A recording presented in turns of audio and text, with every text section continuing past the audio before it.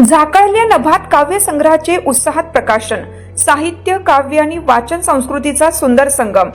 साहित्य प्रेमींसाठी प्रेरणादायी ठरलेल्या वातावरणात साहित्य कला मंच संगमनेर यांच्या वतीनं आयोजित झाकळल्या नभात या कवी सुभाष बी गोडगे यांच्या काव्य संग्रहाचा प्रकाशन सोहळा गुरुवार दिनांक 5 मार्च 2026 रोजी दुपारी 4 वाजता उत्साहात संपन्न झाला. या कार्यक्रमात आदर्श सार्वजनिक वाचनालय पुरस्कार तसेच काव्य वाचन स्पर्धेतील पारितोषिकांचे वितरण देखील करण्यात आले. कार्यक्रमाच्या अध्यक्षस्थानी संगमनेर नगर परिषदेच्या नगराध्यक्षा डॉक्टर मैथिलीताई तांबे या होत्या, तर प्रमुख अतिथी म्हणून सुप्रसिद्ध कवी प्राध्यापक शशिकांत शिंदे आणि ज्येष्ठ साहित्यिक प्राध्यापक पोपट सातपुते यांची उपस्थिती लाभली. यावेळी मान्यवरांच्या हस्ते झाकळल्या नभात या काव्य संग्रहाचे प्रकाशन करण्यात आलं. आपल्या मनोगतात मान्यवरांनी कवी सुभाष गोडगे यांच्या काव्यातील संवेदनशीलता, सामाजिक जाण आणि जीवनातील विविध अनुभवांचे प्रतिबिंब यांचे कौतुक केलं. अशा साहित्यिक उपक्रमांमुळे वाचन संस्कृती बळकट होऊन नवोदित कवींना व्यासपीठ मिळते, असंही त्यांनी सांगितलं. या कार्यक्रमाचे आयोजन साहित्य कला मंच संगमनेर यांच्या कार्यकारिणीने केलं होतं.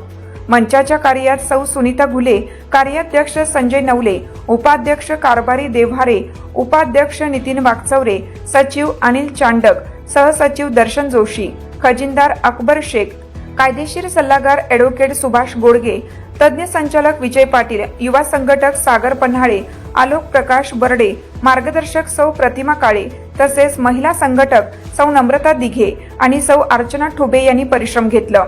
कार्यक्रमाचे सूत्रसंचालन विजय पाटील सर तर नम्रता दिघे यांनी केलं. कार्यक्रमात संगमनेर परिसरातील साहित्यप्रेमी, कवी, वाचक आणि मान्यवर मोठ्या संख्येने उपस्थित होते. काव्य, साहित्य आणि संस्कृतीचा संगम घडवणारा हा सोहळा उत्साहपूर्ण वातावरणात पार पडला. आणि जे प्रिय बंधू भगिनींनो, सर्वांना नमस्कार. सर्वप्रथम मी साहित्य कला मंच संगमनेर यांची आभार मानते की तुम्ही मला अध्यक्षपदी आमंत्रित करून ह्या कार्यक्रमासाठी मला बोलवलं, त्यासाठी खूप खूप धन्यवाद. पुस्तक आणि मी असं थोडंसं लांब विषय आहे, विषय नाहीये. आजकाल टेक्नॉलॉजी असल्यामुळे शक्यतो सगळ्या गोष्टी मोबाईलवरच वाचल्या जातात. तसं आम्ही नवीन पिढी असल्यामुळे थोडंसं मोबाईलवर जास्त असतो पुस्तकापेक्षा, पण आवर्जून माझ्या मुलांसाठी मी स्वतःहून पुस्तक हातात घेऊन बसायचा प्रयत्न तरी करते, कारण मला असं वाटतं की त्यांनी पण तो पुस्तकाचा स्पर्श, ते पानं उलटण्याचा जो स्पर्श असतो, तो भाव त्यांनी पण अनुभवा, म्हणून मी पण स्वतःहून प्रयत्न करते की मी त्यांच्या समोर, माझ्या मुलांच्या समोर तरी पुस्तक घेऊन बसावं आणि म्हणजे त्यांनाही सवय लागेल. आणि त्यांच्याबरोबर बसून बसून कुठे ना कुठे मलाही सवय हळूहळू लागायला लागली. तर मी प्रथम तुमचे आभार मानते. तुम्ही इतक्या छान कार्यक्रमासाठी मला बोलवलं, इतकं छान कवितेचं पुस्तक सरांनी आपण आज प्रकाशित केलं, सरांनी लिहिलेलं, सुभाष गोडगे सरांनी. मी नक्की प्रयत्न करेल वाचायला, कारण माझं खरं शिक्षण चेन्नईमध्ये झालं असल्यामुळे मराठी मला पूर्णपणे बोलता येतं, पण वाचण्यात थोडीशी कुठेतरी कच्ची असल्यामुळे प्रयत्न तर नक्कीच करेल.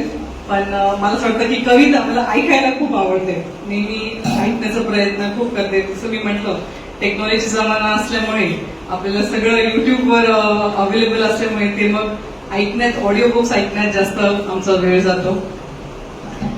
त्यांचेही मी आभार मानते आणि खूप खूप अभिनंदन तुमचं. तुमच्या इतक्या सुंदर पुस्तकाचं आज प्रकाशन झालं आणि तुम्ही सर्वजण इथे उपस्थित असल्यामुळे तुमचेही मी आभार मानते की तुम्ही सर्वांनी इथे येऊन त्यांना सपोर्ट केलं. तुमचा जो सपोर्ट आहे त्यांच्यासाठी तो खूप महत्वाचा आहे, कारण जर प्रेक्षक चांगले असतील ऐकणारे, तर मग कवींना कविता म्हणायला खूप आवडतं. तर तुमचे सर्वांचे मी आभार मानते. आणि आपण ह्याच्यासोबत शहरातले सगळे जे वाचनालय आहेत त्यांनाही आपण पुरस्कार देतोय.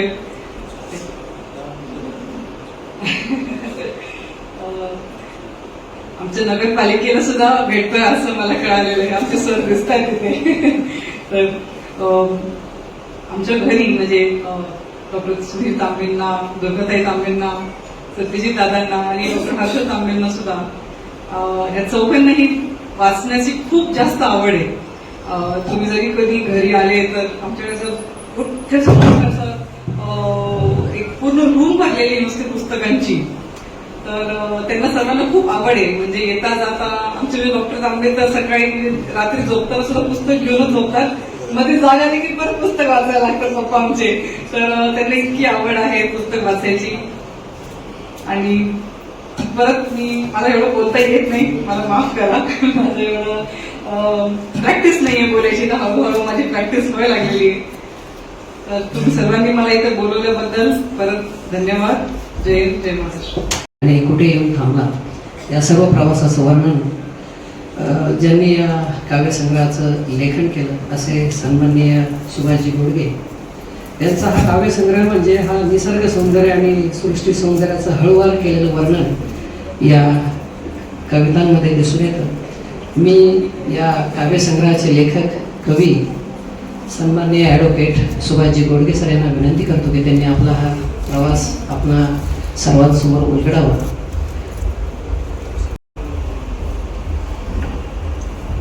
सागराला भरतं येतं त्या लाटा असतात, पण माणसाच्या मनाला जे भरतं येतं त्या भावना असतात. आणि आज खरंच तुमच्या सर्वांच्या समोर मी भावनावेश झालेलो आहे.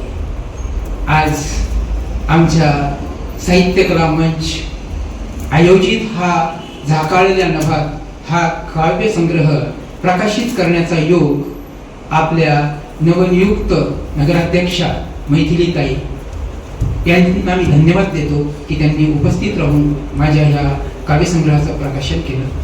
तसेच मला प्रोत्साहन देणारे, माझ्या ह्या काव्यसंग्रहाचं खऱ्या अर्थानं परीक्षण करणारे आणि माझं या काव्यसंग्रहाचं मूल्य देणारे माननीय सुप्रसिद्ध कवी माननीय शशिकांत शिंदे सर यांचे खूप खूप आभार मानतो. तसेच आमच्या साहित्य कला मंचचे अध्यक्ष संजयजी संजयजी नवले साहेब आणि आता माझे सहकारी मित्र संजयजी मालपाणी साहेब सुद्धा माझ्या समोर आहेत. त्यामुळे दोन्हीही नावं एकाच वेळेला घेतो. त्यानंतर आमच्या ह्या साहित्य कला मंचच्या अध्यक्षा सुनीताताई घुले, त्यानंतर ह्या सर्व मला सतत साथ देणारी माझी अर्धांगिनी सविता हिचा सुद्धा आभार. आणि विशेष म्हणजे या साहित्य कला मंच मध्ये आम्ही जे कार्यरत जे कलाकार आहेत त्यामध्ये आमचे संस्थेचे सेक्रेटरी अनिलजी चांडक असतील, त्यानंतर आपले नितीन भाऊ वागचौरे असतील, त्यानंतर सागर, दर्शन, आलोक, या सगळ्यांचा सीमा काळे मॅडम, त्यानंतर आमच्या नम्रता दिगे, या सगळ्यांचा खूप मोलाचा वाटा याच्यामध्ये आहे.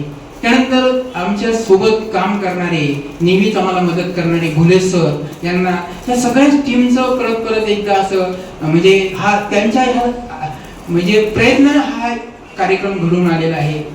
तसंच माझ्यासाठी आमच्या ह्या साहित्यासाठी मला आवर्जून उपस्थित राहिलेले माझे खूप मित्र इथं आलेले आहेत.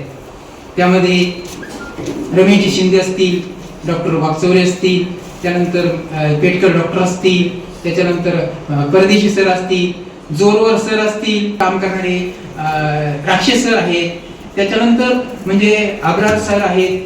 आता माझा चिरंजीव पण इथं आलेला आहे. तर देवयानी मॅडम आहेत आपल्या लॉ कॉलेजचे पठारे सर आलेले. तर तिथे नाना आहेत एक कलाकार. आमच्या सगळा हा मोठा हा ग्रुप नेहमी आनंदानं माझ्या सोबत राहतो. म्हणून हे कार्य आज मी सिद्ध झालं. आणि मला यापूर्वी मी कवी आहे आणि कविता लिहितो आहे, परंतु त्या फक्त वहीत लिहून ठेवत होतो. त्या कविता आज प्रकाशित करण्याचा योग मला आला. एकतर मी BSc ला ऍडमिशन घेतली सायन्स मध्ये असताना. आमचे चकोर सर आहेत त्याला पुराव्याला, आम्ही सायन्सला असताना तो म्हणे कशाला कविता करता, आपण सायन्सची माणसं, आपण असं करणारे BSc वगैरे वगैरे ते प्रॅक्टिकल्स करत असायचो आम्ही. तो एक अनुभव वेगळा होता.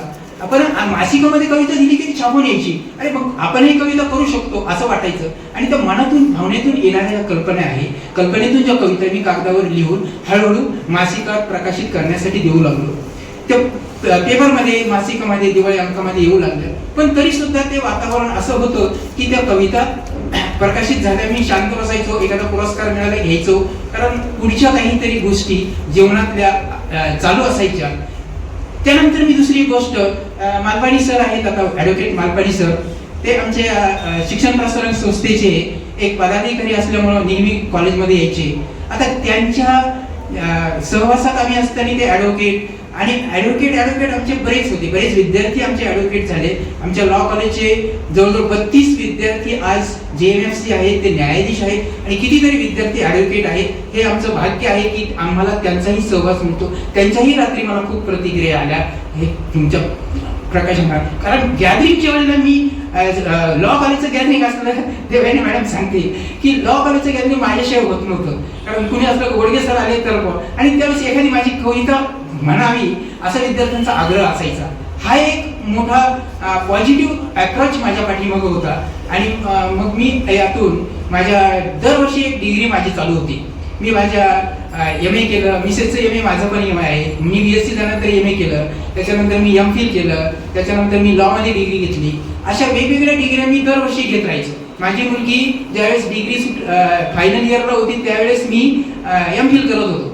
मालपाणी सर होते त्यावेळेस, मालपाणी सर म्हणे, त्यांनी सगळ्यांनी माझा सत्कार केला. संजय मालपाणी सर, राठी सर, या सगळ्यांनी माझा कॉलेजमध्ये नावाचा मोठा सत्कार केला होता. अशा एक गोष्टी करत असताना हा काव्यसंग्रह मागे राहून गेला. म्हणजे याचं खरं कारण, हा लेट होण्याचं कारण हेच आहे. सरिता कालोणे मॅडम आहेत, त्या काव्याच्या आमच्या नेहमी कॉन्टॅक्टमध्ये असतात, नेहमी त्या पण काव्य वाचनाला येत असतात.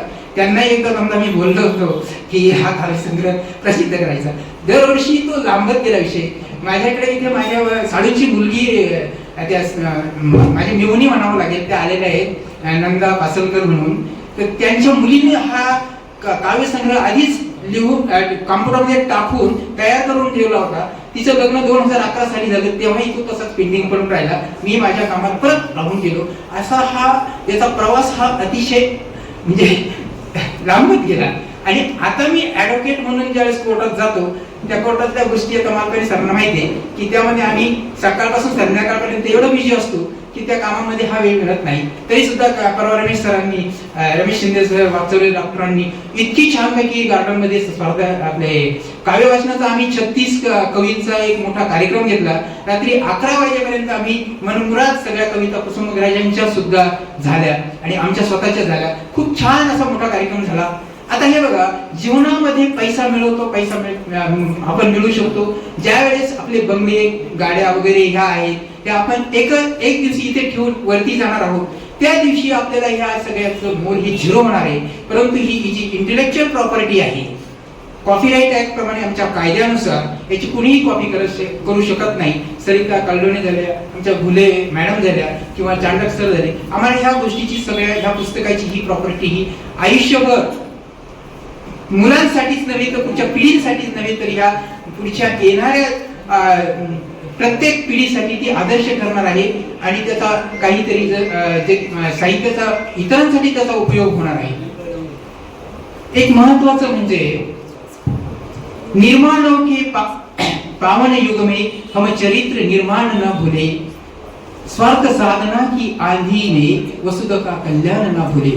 ह्या ज्या धरती मातेवर आपण जन्म घेतलेला आहे, त्या धरती मातेवर आपण जिवंत आहोत. त्या जिवंत असण्याचं एक मोठं कारण आहे, तो म्हणजे हा निसर्ग आहे. ह्या निसर्गाने ही जी काही आपल्याला जे जीवदान दिलेलं आहे, ते जीवदान देण्यासाठी आपल्याला चारा पाणी निर्माण करण्याचं काम ह्या निसर्गाने केलेलं आहे.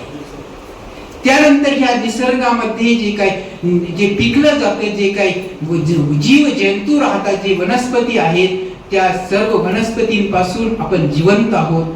आणि ह्या भूमीचं, या पृथ्वीचं आपण कल्याण आणि कधीही विसरू नये, म्हणून मला ते वाक्य आठवलंय. आणि म्हणूनच हा काव्यसंग्रह निर्माण झाला. आणि ह्या निसर्गाला, ह्या फुलवण्याचं जे कार्य जो करतो तो म्हणजे जलराजा, म्हणजेच आपला पाऊस, आणि ह्या पावसावरती आणि ह्या पावसाला कलाटणी देणाऱ्या ह्या निसर्ग फुलवणाऱ्या ह्या कविता आहेत.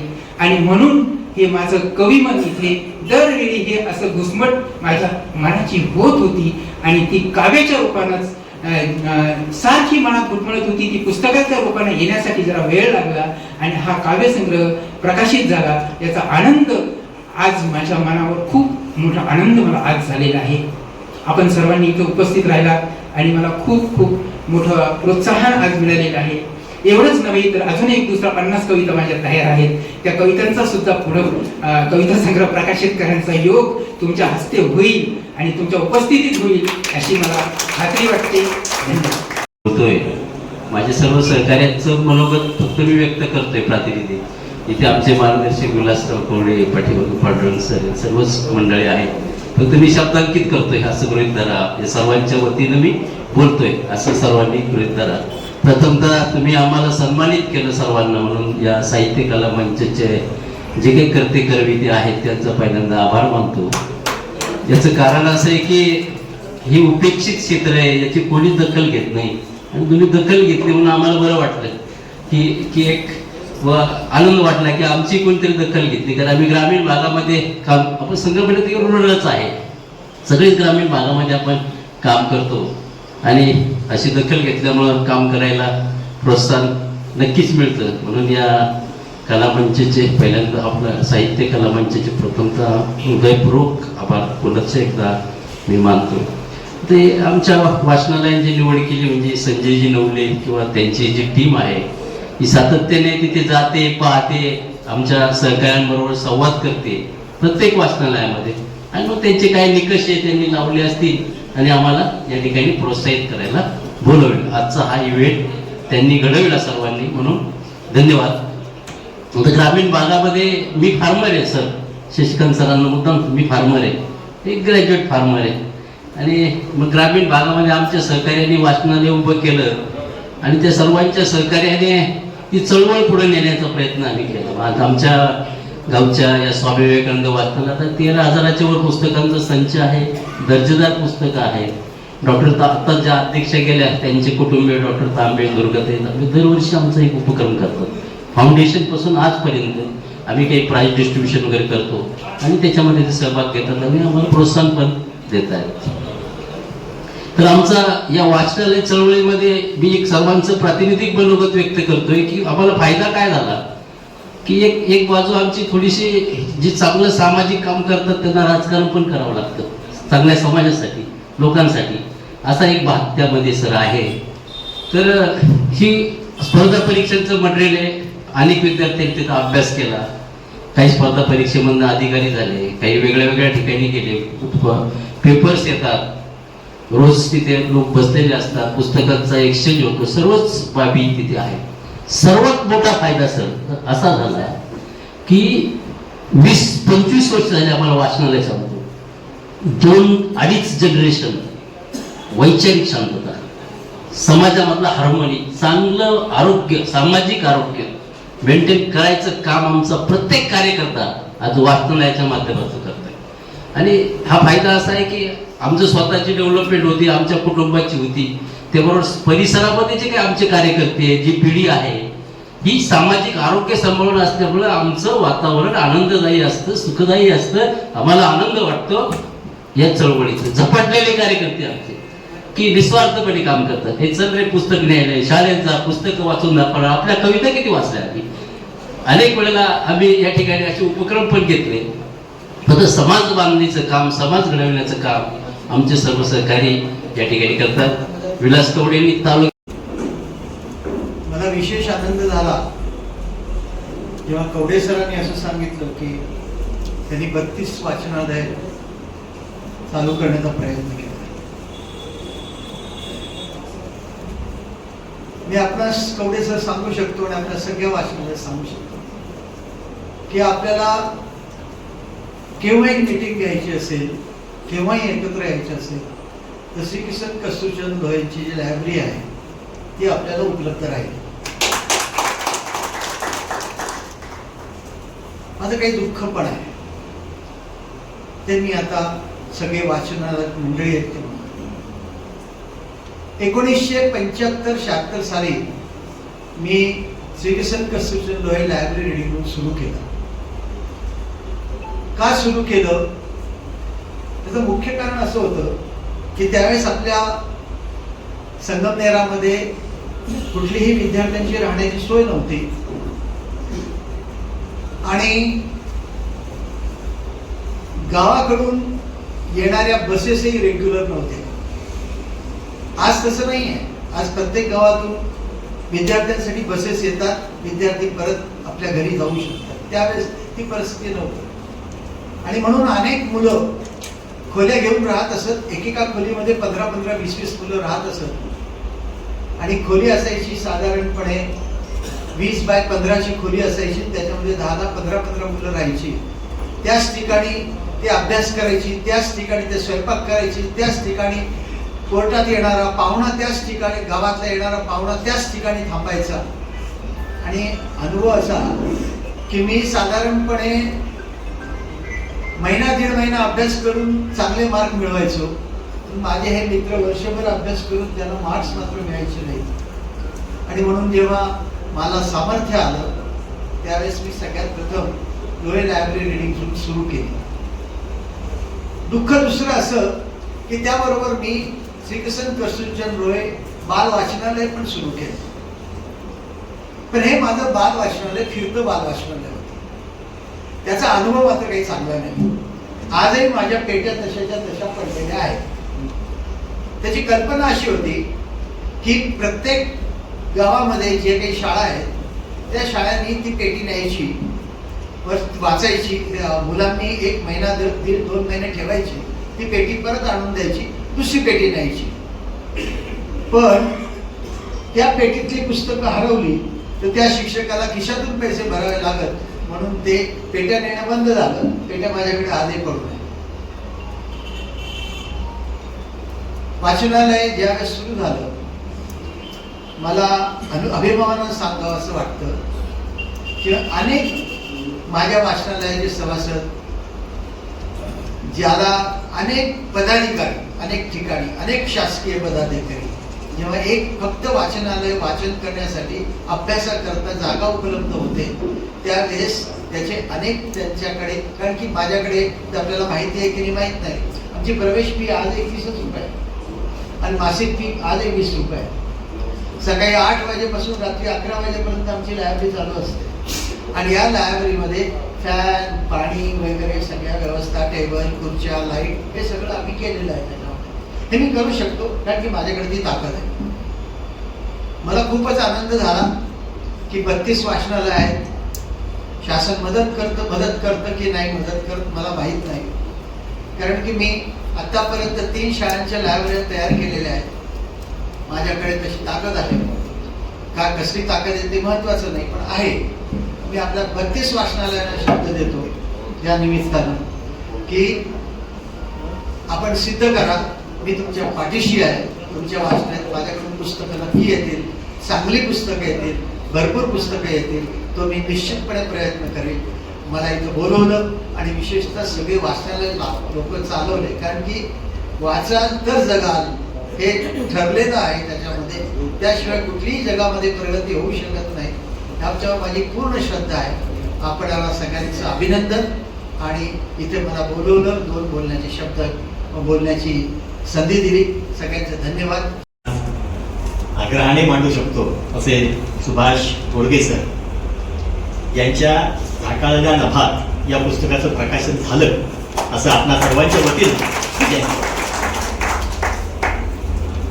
या सुंदरशा कार्यक्रमासाठी आपल्यामध्ये बराच वेळ उपस्थित असलेल्या या शहराच्या प्रथम नागरिक नगराध्यक्षा मैत्रीताई तांबे, ज्यांच्या पुस्तकाचं प्रकाशन आपण केलं असे ॲडव्होकेट सुभाष गोडगे, साहित्य कला मंच या साहित्य संस्थेचे संजयजी नवले, सुनीताताई फुले आमच्या कवयित्री, अनिल दादा चांडक साहेब, आमचे मित्र कारभारी देवारे साहेब, आणि या संगमनेरशी असणारं आमचं जे जुनं नातं आहे, खरं तर माझं हे मामाचं गाव आहे, माझं हे आजोळ आहे. या आजोळामध्ये मी वारंवार यायचो. त्यामुळे इथं भावनिक आणि कवितेच्या निमित्ताने जोडला गेलेला आहे. असे आमचे मित्र आज इथे उपस्थित असलेले कवी रमेश शिंदे सर, त्यानंतर डॉक्टर विवेक वागचौरे सर, आमचे मित्र राजाभाऊ भडांगे सर, ज्यांच्या वाचनालयाला आपण पुरस्कार दिला असे आमचे मित्र मोहिते सर, व्यासपीठावर उपस्थित असणारे ॲडव्होकेट प्रदीप मालपाणी साहेब, नितीन वागचौरे सर, सौ सविता गोडके मॅडम, ज्यांनी सूत्रसंचालन केलं असे पाटील सर, नम्रता दिघे मॅडम, आमचा मित्र दर्शन जोशी, आणि जो मी जिव्हाळा सांगितला की ज्या माध्यमातून, कवितेच्या माध्यमातून असेल किंवा इतर कुठल्या माध्यमातून असेल, आमचे जोडले गेले जे मित्र, BSP कॉलेजचे आमचे मित्र प्राध्यापक डॉक्टर राजेंद्र जोरवड सर, आणि ज्यांच्या सोबत या ठिकाणी मी आलो असे गव्हर्नमेंटचे ऑडिटर, आमचे मित्र दिगंबर केदार साहेब, उपस्थित सर्व रसिक श्रोते आणि मित्रांनो, गोडगे सरांचा हा पहिला कविता संग्रह. त्यांनी आपला प्रवास सांगितला. त्या प्रवासामध्ये किती वर्ष ते थांबले तेही सांगितलं. आणि खरं तर कवीने थांबायचं असतं, फार घाई करून चालत नाही, घाईमध्ये चुका होतात. हा त्यांचा पहिला प्रयत्न आहे आणि तो पहिला प्रयत्न अतिशय नेटका आहे, खूप चांगला आहे. परंतु पहिला प्रयत्न जरी असला तरी सुद्धा त्याच्या पाठीमागे असणारी जबाबदारी त्यांनी आता ओळखली पाहिजे. आपण जे लिहितो, जे प्रकाशित करतो, जे लोकांच्या समोर येतं, ते अधिक नेटक्या स्वरूपात, अधिक चांगल्या स्वरूपात आलं पाहिजे, याची काळजी आता त्यांनी घ्यायला पाहिजे. कारण आता स्वतःचं नाव त्यांनी कवी म्हणून या पुस्तकामध्ये छापलेलं आहे. जेव्हा तुम्ही सुट्या कविता छापता ना, त्यावेळी त्याची दखल घेतली जात नाही. पण जेव्हा पुस्तक रूपानं तुम्ही समोर येता, त्यावेळी तुम्ही कवी म्हणून तुमचं शिक्कामोर्तब झालेलं असतं. त्यावेळेस आणखी जबाबदारी वाढलेली असते. आणि मला वाटतं गोडगे साहेबांनी आता हे अधिक जबाबदारीनं त्यांच्या कविता ह्या सगळ्या विषयांना वाहिलेल्या आहेत. जास्तीत जास्त निसर्ग कविता आहेत आणि काही पावसाविषयीच्या ज्या कविता आहेत, मी त्या रसवाडीमध्ये उल्लेख केला की मला ती पावसाच्या प्रार्थना वाटतात, स्तोत्र म्हटलेली आहेत. अशा इतक्या सुंदर कविता त्यांनी या पावसासाठी लिहिलेल्या आहेत. काही प्रेम कविता आहेत, आईविषयीच्या कविता आहेत, बहीण भावाच्या नात्याविषयीच्या कविता आहेत, म्हणजे आज सामाजिक जाणीव असणाऱ्या कविता आहेत. म्हणजे जेवढे सगळे जे विषय आहेत त्या सगळ्या विषयांना स्पर्श करणाऱ्या कविता या संग्रहामध्ये एकवटलेल्या आहेत.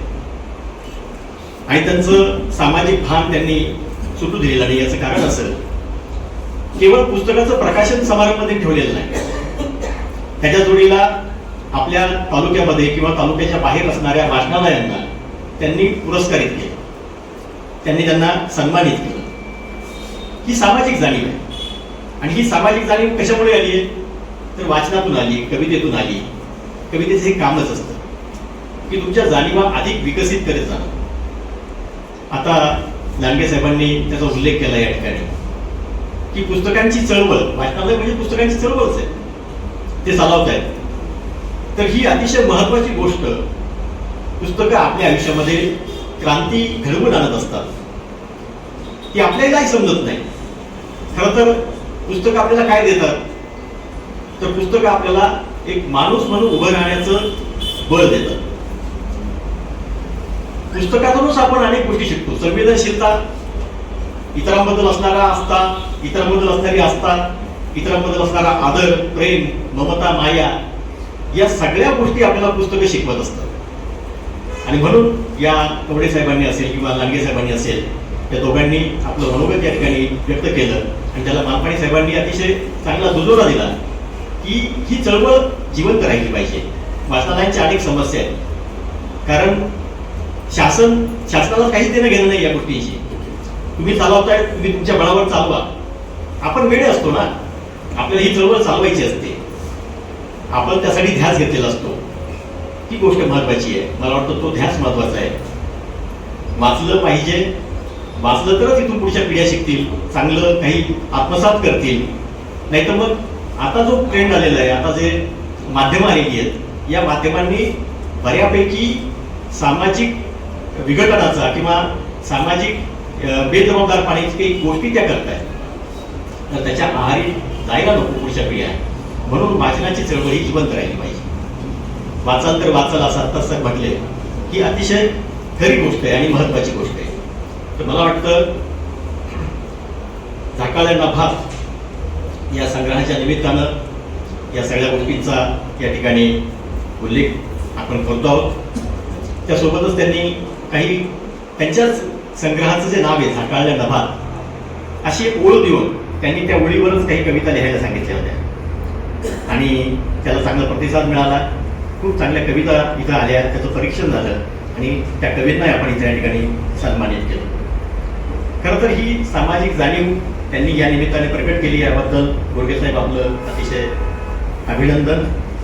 आपण बहुसंख्य त्यांचे मित्रपरिवार, त्यांच्यावर प्रेम करणारे लोक या ठिकाणी त्यांच्या कविता संग्रहाच्या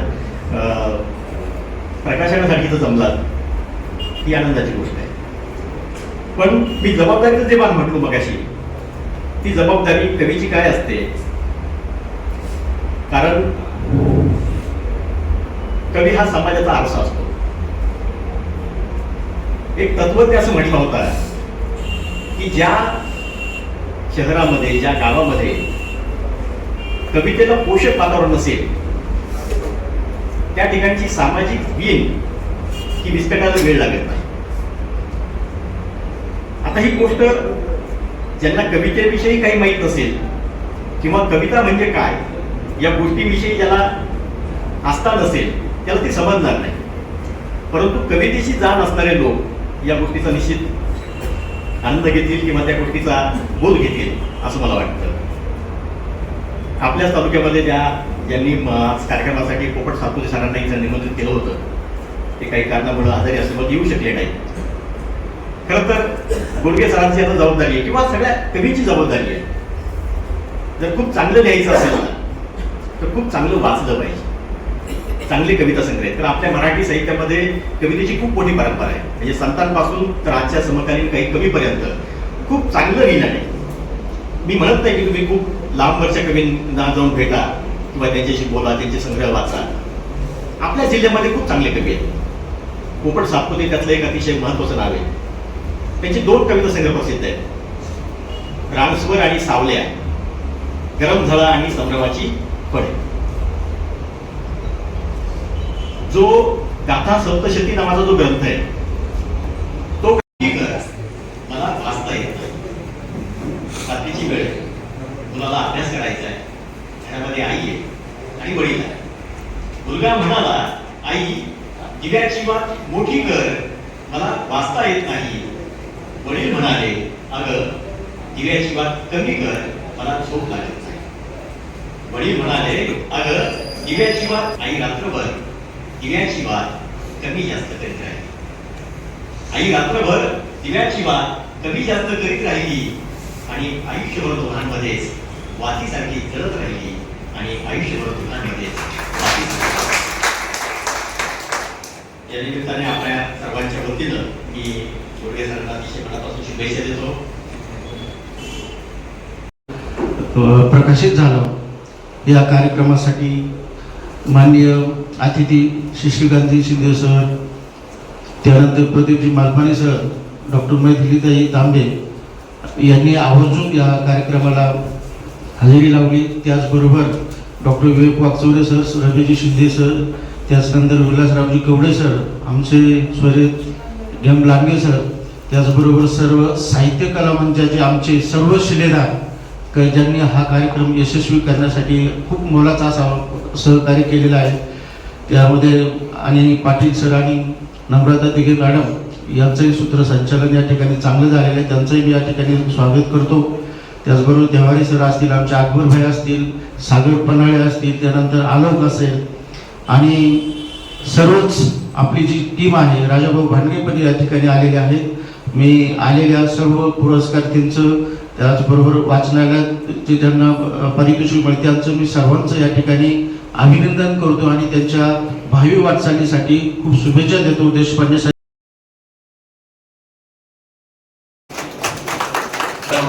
सर्व विजेत्यांचं हार्दिक अभिनंदन. सन्मान पुरस्कारासाठी आपण समोर यावं व सन्मान ग्रामपंचायत मोफत वाचनालय कोथरूड.